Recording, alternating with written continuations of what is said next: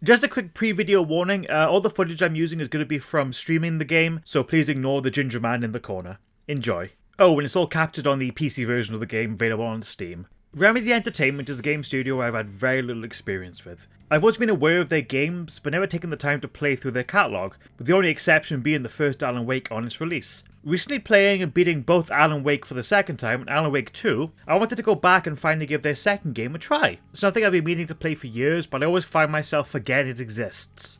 Quick side note, I always assumed Max Payne was the first release from Remedy Entertainment, but no, that goes to a game called Death Rally, according to their website. Something to look into the future for sure.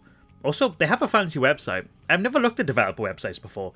This could be a fun, stupid video idea maybe, like a developer website tier list? But Max Payne is a 2001 multi-platform release for consoles such as the PS2, Xbox, PC, and apparently GBA.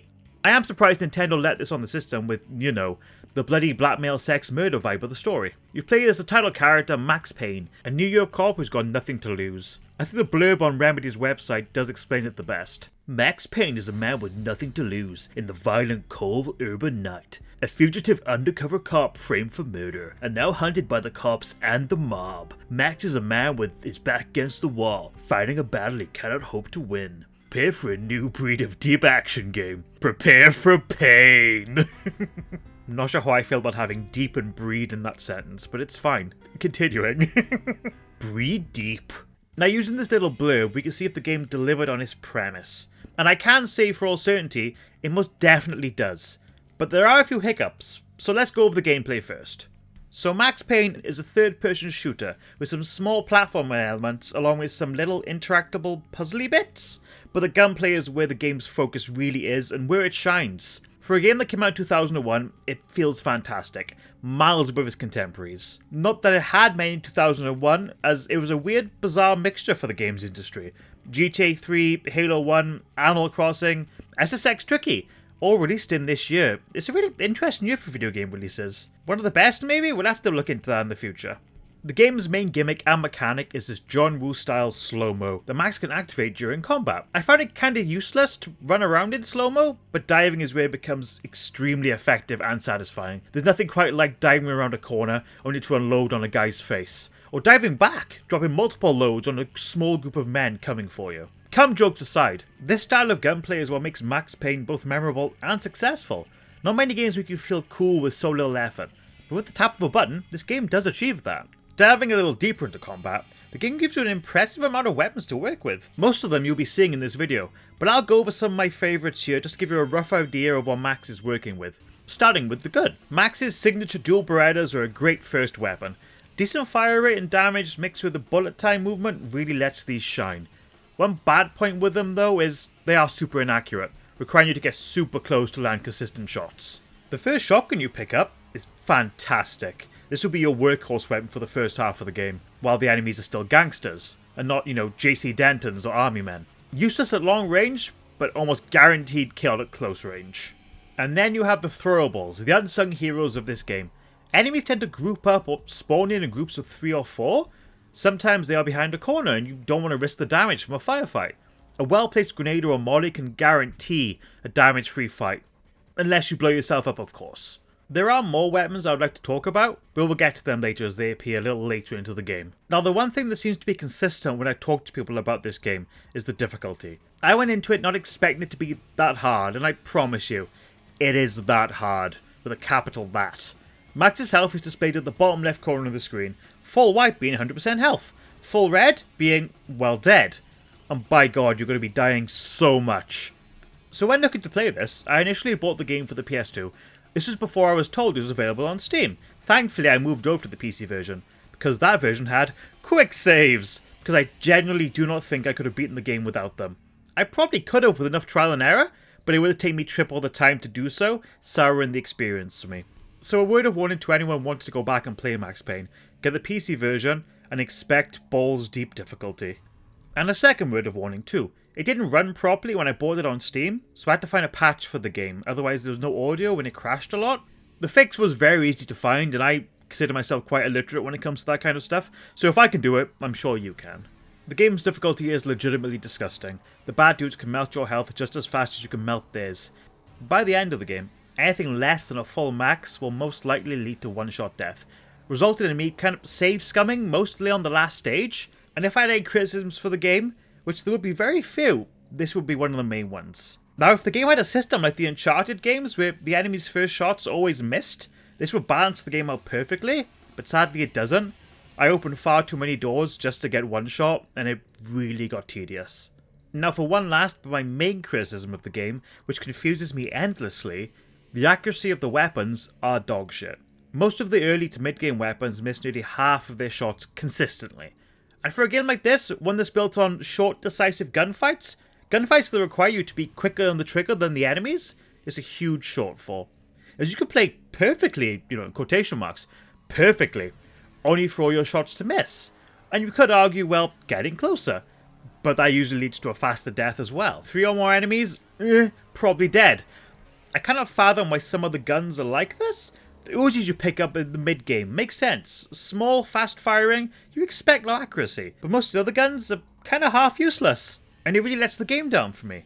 Like the Desert Eagle. Never found any good way to make use of this gun. It just felt like dead weight. Oh, wait. What's that? That in the clouds there. I can see it. It's the answer. Oh my god, it's the Colt Commando! Thank the Valkyries for this gun. Everything Barry just said, forget it. This gun is a solution. Much more accurate. So accurate that I discovered headshots do more damage with this gun. As before, I wasn't able to land them.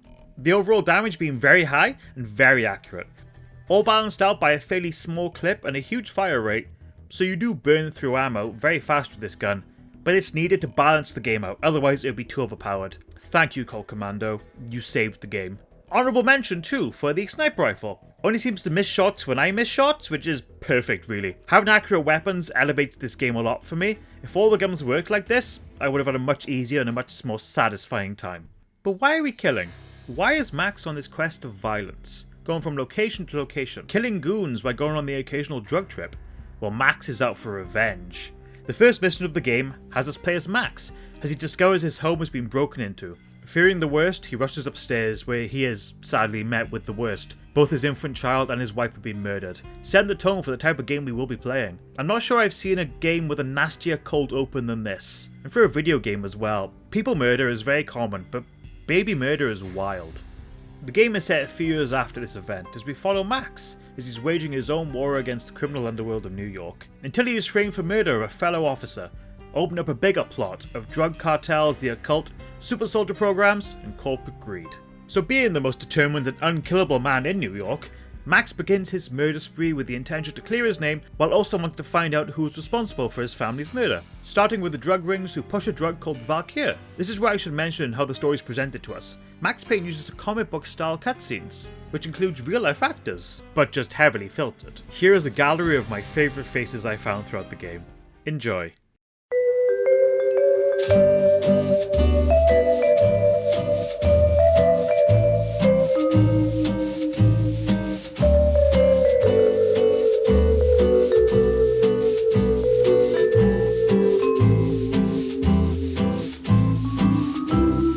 You might have also noticed that the character models have faces slapped on them, kind of like GoldenEye. You can really see the developers' interest in mixing live action into their projects, an early precursor to the later games.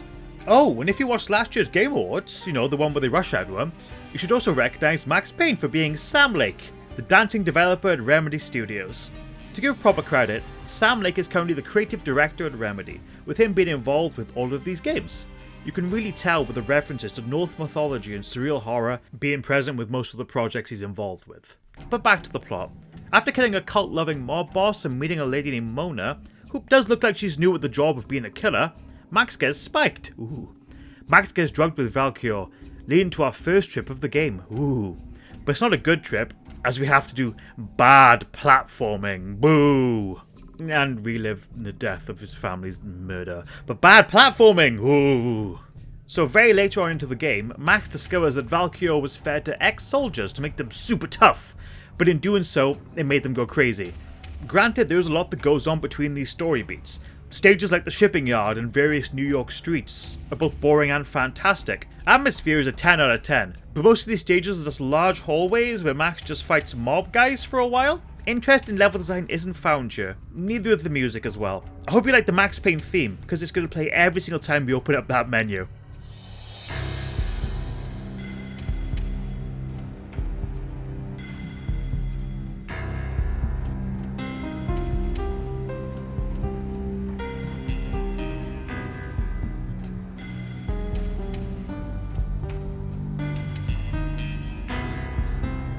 Apart from that, the soundtrack is fine, it fits, it works. It does add an atmosphere to the game that is dripping in 2000s coziness. Wrapping things up, we find ourselves meeting with Odin. I don't remember his name, he just is Odin.